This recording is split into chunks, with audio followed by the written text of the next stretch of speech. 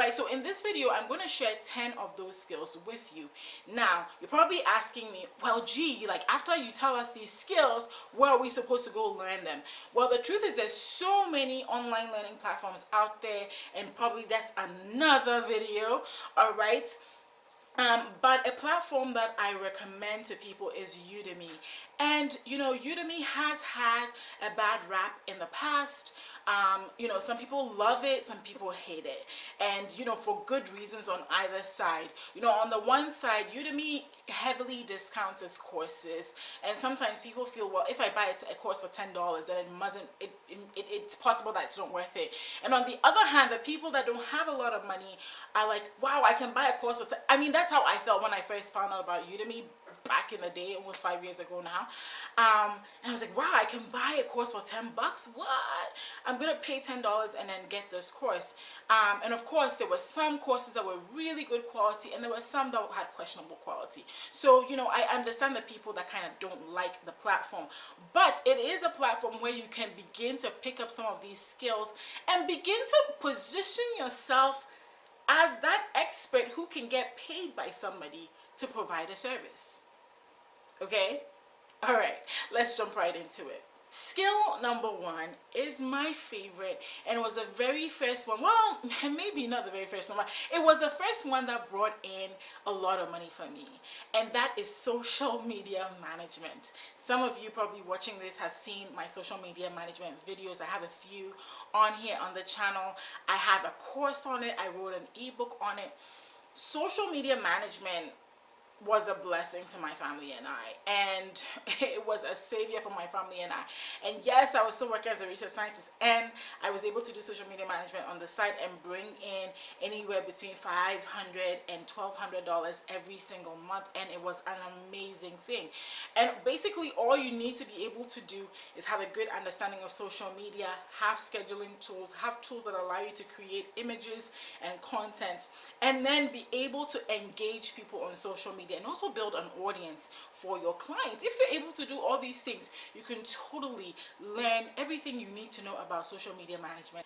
Number 2, web design. There are businesses, there are people out there that need websites, and to be, you know, even though there are tools out there for now, people to create websites fairly easily, sometimes people just don't have time, or they don't know. You know, WordPress is a skill you have to learn, and sometimes people don't have the time to learn WordPress. Sometimes people feel like it's not worth their time to learn WordPress or to go and, you know, build their own Wix website, and so they will call upon you to design a website for them. And it doesn't have to be, you know, something complex. It could be a really simple, you know, a few pages on a website, like 3 pages on a website, or it could be a full-blown website with all the bells and whistles. It could range in variety, right? But this is a service that you can totally learn and offer to people for money. Number 3 is copywriting. So copywriting is something personally I've been interested in, and I'm beginning to get into since one of my major side hustles in 2017 has been writing. I've been branching also into or trying to hone in my niche so that I do more copywriting. What's copywriting? Copywriting simply is being able to write words that allow people to take action. All right, so copywriters are hired for ads, they are hired for sales pages, they are hired for product descriptions, because you want people to take action. When you write something for a product that you want people to buy, you want people to actually click the buy button. But if you're writing it such that it's so dry and it doesn't sell anything and it doesn't inspire, it doesn't move people to action, well, nothing is ever going to be bought. So copywriters are really important because they're able to communicate to the buyer, you know, why the buyer should buy. And maybe that is communicating a dream to the person, or that's communicating a result the person is going to get as a result of them buying the product. And so copywriters are also in really high demand, and if you position yourself well, you can make a pretty sweet living. Number 4 is regular old freelance writing, and copywriting falls under that as well. But copywriting is, I feel like copywriting is such a really separate skill that I wanted to keep it as a skill on its own. But freelance writing, freelance blog writing, you could be writing marketing brochures, you could be writing sales emails, you could be writing sales like there's so much. Well, sales pages is under copywriting, and even sales emails are under copywriting. But there's so much to be written, and to be honest with you, until I got into writing myself, I didn't realize how much demand there is out there in the marketplace for writers. And yes, when you're starting out, like anything else on this earth, and I always want to tell people that, because people feel like, oh, G is saying it, so it must be easy. No, it's never going to be easy. You have to kind of network and know your people, and do good work and build a solid reputation to really, really earn big bucks. But it's not impossible, all right? And I was amazed at how much there is to be written out there. People need people to write brochures for them. People need people to write product descriptions for them. People need people to write blog posts for them. That's a huge one, blog posts. People need people to ghostwrite books for them, all right? So there's so much underwriting. And so if you even like writing, even a little bit, it's worth a try when it comes to freelance writing. Number 5, novel writing.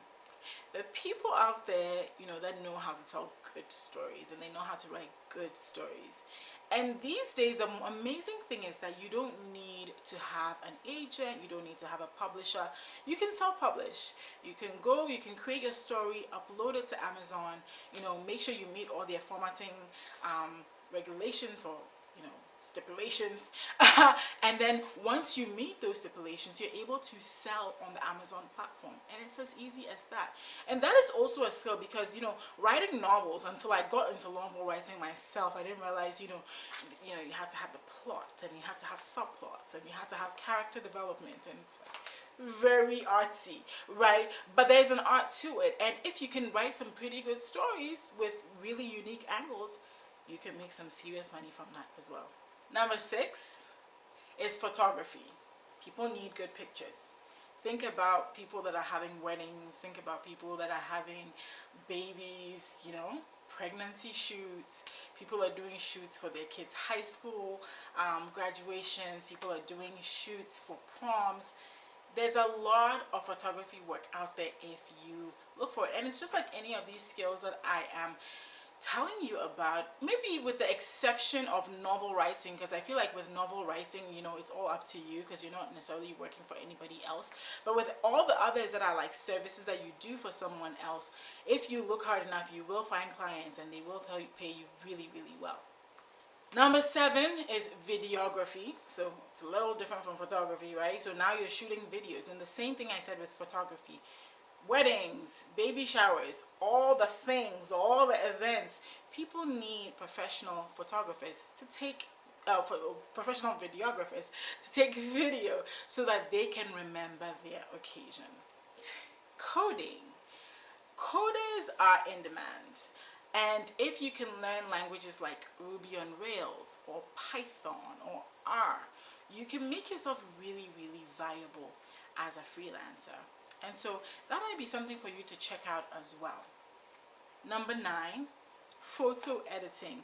Now that the photographers have taken all their pictures, sometimes they may not just have the time to edit their own pictures. That's where you step in. You come, you take those beautiful pictures that those photographers took, and you edit them to perfection, so that you can have some really happy clients. And if you are already a photographer, or you're offering photography as a service, you can tack on photo editing as an additional service that you offer to people, whether you actually took their pictures or not. Then last but not least, tax preparation.